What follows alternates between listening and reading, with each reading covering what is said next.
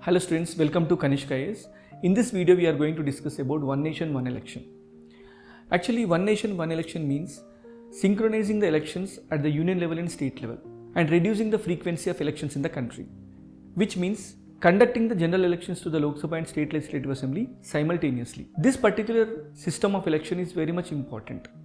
Why? Because India is in the perpetual mood of elections since a long time. Especially since the enforcement of the constitution in first general elections 1952 to 1967, there was one nation, one election system has been continued. In fact, there is no formal statement in the constitution, but election to the Lok Sabha and State Legislative Assembly have been in the continuation.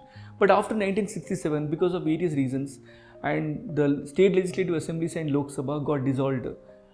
Because of this reason, the elections are not conducted for all the legislative assemblies and Lok Sabha in the simultaneous manner. The present government is strongly advocating the one nation, one election system because of various reasons, such as election system, if it is fragmented, if the election process is divided in this manner, definitely the country will have to undergo lot of delays in the developmental process, because every time any election notification comes, the model code of conduct will be strictly imposed. Moreover, it is causing huge administrative burden, as well as the continuous election cycle will also be creating a lot of animosity and casteism, religiosity, as well as communalism in the country. To address all these things, one nation, one election will be the one-stop solution according to the government. That's the reason why government has appointed a Ramnath Kovind Committee in 2023. This committee has submitted its report in 2024 March, and this committee has given recommendations in favor of one nation, one election. However, this committee recommended the radical changes must be brought into the constitution, especially in 3 articles changes are to be brought and 1 additional article need to be added to the constitution. Apart from that, even union territory laws are to be aligned with the constitutional changes. That's why union territory laws amendment bill was also tabled in the Lok Sabha. In fact, the bill has not been ratified or passed by the Lok Sabha. It was just introduced, but at the introduction stage itself, the bill has undergone voting, and the bill was adapted to be introduced into the House with the simple majority. Why? Because any bill is to be introduced into the Lok Sabha, Rajya Sabha, the bill has to be taking the leave of the House. Okay, hence the leave was obtained by means of simple majority. Now the House has referred the bill to the Joint Parliamentary Committee, and Joint Parliamentary Committee is a collective committee between Lok Sabha and Rajya Sabha, having 31 members, 21 members from Lok Sabha, 11 members from Rajya Sabha, to conduct an extensive study on the one nation, one election system in the country and recommending the suitable changes into the bill. And in order to bring both ruling parties and opposition parties on board, or to build the consensus among the political parties, this committee was appointed. And coming to the contents of the bill envisages the insertion of Article 82A. This Article 82A has comprehensively included a lot of provisions to facilitate the simultaneous election. In fact, the very principle of simultaneous election strongly integrated or inculcated under Article 82A of the Constitution. This Article 82A Clause 1 says that the President will formally take this particular rules or provisions regarding the simultaneous election system operational since the first sitting of the Lok Sabha. Probably the first sitting of the Lok Sabha may be there in the year 2029. And after 2029, elections are conducted for 5 years. The House will be there, and in the next 19th Lok Sabha, then only the one nation, one election system may be officially rolled out. And moreover, Article 82A Clause 2 says that the legislative assemblies which are elected after the appointment date means the date on which the President formally announces or formally proclaims the rollout of the one nation, one elections or simultaneous elections. After that, if any legislative assembly is elected, that will be there for the rest of the tenure. Suppose if any legislative assembly is elected after 2 years of the appointment date, the legislative assembly will be there in the session or tenure only for 3 years. So that's how Article 82A Clause 2 says about. Article 82A Clause 3. Election Commission will be conducting the elections simultaneously for Lok Sabha and state legislative assemblies. 82 Class A, Class 4 defines what is simultaneous elections. So simultaneous elections means conducting the elections together for Lok Sabha and State Legislative Assembly.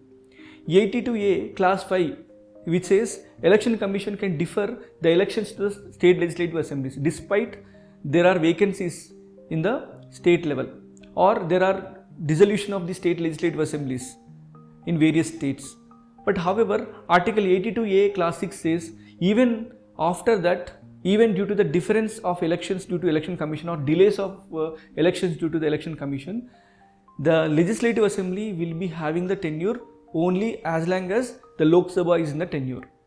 So this is how the simultaneous election system is to be mentioned in the Constitution under Article 82A of the Constitution. In other words, the State Legislative Assembly elections are to be aligned with the national elections. Okay? And coming to Article 83, which talks about duration of houses, that is Lok Sabha and Rajya Sabha.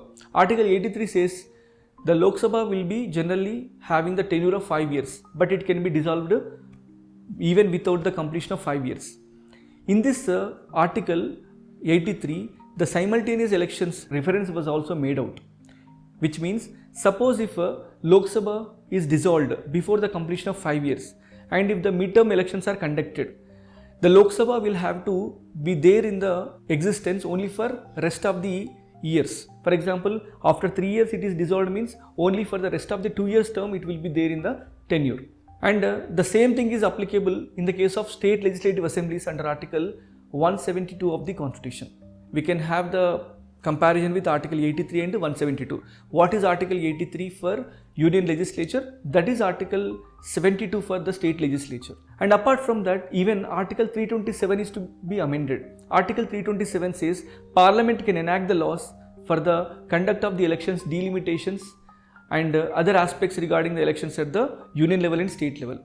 So the term simultaneous elections is also to be added into the Article 172 of the Constitution as well as this Article 327 of the Constitution. Okay. So even the Union Territories laws are to be amended. Why? Because these Union Territories laws are also to be aligned with the constitutional principles which are to be changed due to 129th Constitution Amendment Bill.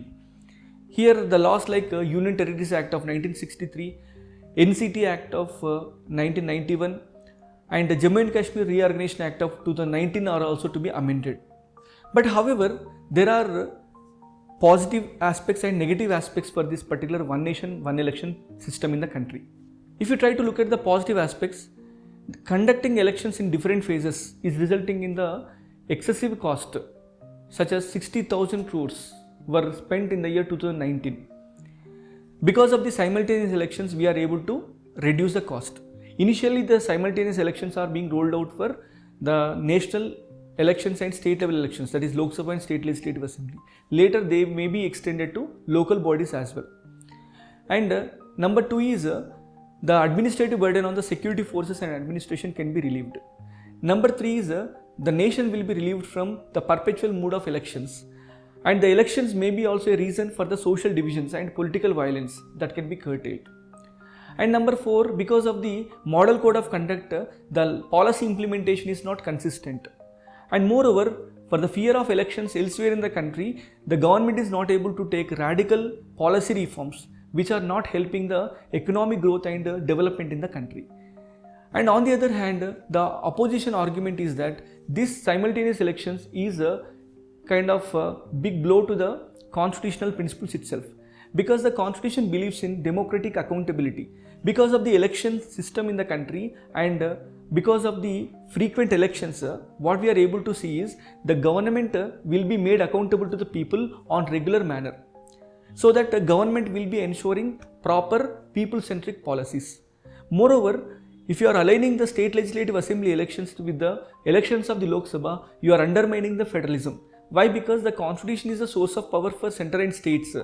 So here, because of these amendments, the states are expected to be on the lines of the national interest. That means whatever the Lok Sabha's interests are there, so the state legislative assembly also to follow the same example. So in other words, the central government strictly subordinating the states.